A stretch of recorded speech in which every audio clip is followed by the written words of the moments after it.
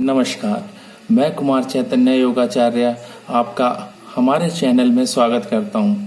आज हम जो हैं योग के बारे में जानेंगे और योग को किस प्रकार से आयुर्वेद से जोड़ा गया है, मेन उस कॉन्सेप्ट पे बात करते हैं।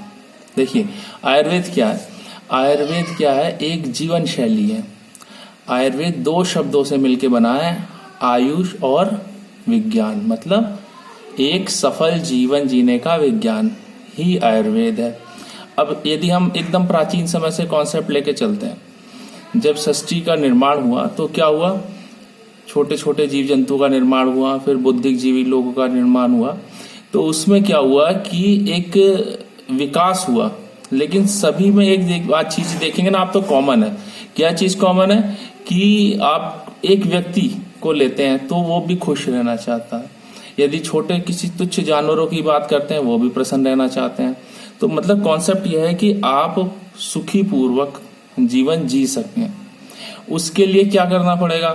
उसके लिए आपको पता होना चाहिए कि आप जो जो जीवन जी रहे हैं वो किस वे में जीना है। आपकी दिनचर्या क्या रहेगी, आपकी ऋतुचर्या क्या रहेगी, आपको कब सोना है, खाना है। हाँ, ये बेसिक चीजें। इसके अलावा आपको ये भी ध्यान रखना होगा कि आपके जीवन में किस प्रकार का विघ्न आ रहे हैं। देखिए, दो ही चीजों पे काम होता है केवल। क्या? एक, आप स्वस्थ निरोगी बने रहें। दूसरा, यदि आपको रोग हो गया है तो वो आपका रोग दूर हो जाए। ठीक है, तो उसके लिए क्या करना पड़ेगा? उसके लिए आपको आयुर्वेद को समझना पड़ेगा, उसे अपने जीवन में धारण करना पड़ेगा, है ना। केवल पढ़ने से नहीं होगा, उस चीज को आपको समझना पड़ेगा। अब यदि हम समझते हैं, अपने किचन पे आ जाते हैं। प्राचीन काल से हमने आयुर्वेद को धारण कर रखा है। किस रूप में? देखिए, पेट में यदि दर्द होता है, क्या होता है? हींग, अजवाइन, इन सब चीजों का सेवन करा जाता है ना। गर्म करके हींग नाभि पे भी लगाया जाता है। ठीक ऐसे ही गले से संबंधित कोई परेशानी होती है, मुलेठी आदि, ज्वर यदि बीमारी होती है, क्या होता है? हल्दी का सेवन दूध के साथ किया जाता है। क्या? पीड़ा नाशक होती है हल्दी, दर्द को खत्म करती है। तो ऐसी बहुत सारी ऐसी चीजें हैं जो हम आयुर्वेद से कहीं ना कहीं सभी लोग जुड़े हुए हैं। ठीक है, लेकिन उस चीज को हमें एक सीक्वेंस में करना है, तभी उस चीज को समझ पाएंगे। ठीक, इसमें दूसरी चीज पे आ जाते हैं कि ये आयुर्वेद का बेसिक कॉन्सेप्ट क्या है। बेसिक कॉन्सेप्ट है, उसके 3 पिलर बताए गए हैं, वात, पित्त और कफ। जैसे प्रकृति के 3 गुण होते हैं, ठीक है, सत, रज और तम। वो क्या है? पूरी सृष्टि को धारण करते हैं प्रकृति के रूप में। ऐसे ही आयुर्वेद है।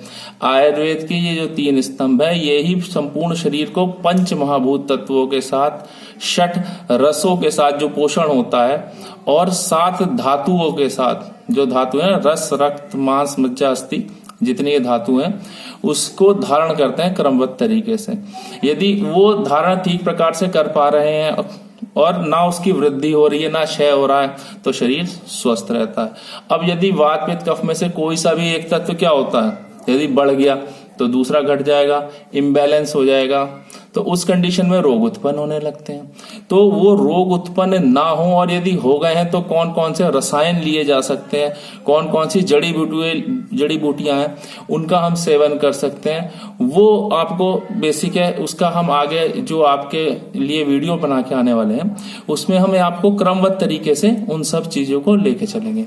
ठीक, तो ये आपको बिल्कुल बेसिक कॉन्सेप्ट बता दिया गया।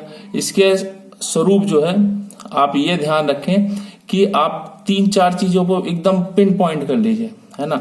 एक आपका भोजन, आहारचर्या बोलते हैं, दिनचर्या, उठने सोने बैठने का एक तरीका होता है, उसका मेथड का आपको अपने ऊपर लागू करना ही होगा। ठीक है, ऋतु, कौन से ऋतु में कौन सा भोजन करना है, 6 प्रकार की ऋतुएं बताई गई हैं, उनके अनुसार। हाँ, अब वात, पित्त, कफ की बात हो रही है, तो वात, पित्त, कफ होंगे कहाँ? एक तो बॉडी के आपको सब जानते ही हैं कि आप अपनी बॉडी को जाने कि आपकी बॉडी किस प्रकार की है, और उसके अनुसार ही आपको भोजन करना है। भोजन में भी तो वात, पित्त, कफ होता है ना, कि कौन सा कफ प्रकृति का भोजन है, कौन सा वात प्रकृति का भोजन है। तो जैसी आपकी बॉडी है, उसके विपरीत भोजन करेंगे तभी तो बैलेंस होगा। जैसे आप वात प्रकृति के हैं तो आपको कफ प्रकृति का भोजन लेंगे तो बैलेंस होगा। ठीक, तो दूसरा तो हो गया भोजन में, पहला आपका हो गया।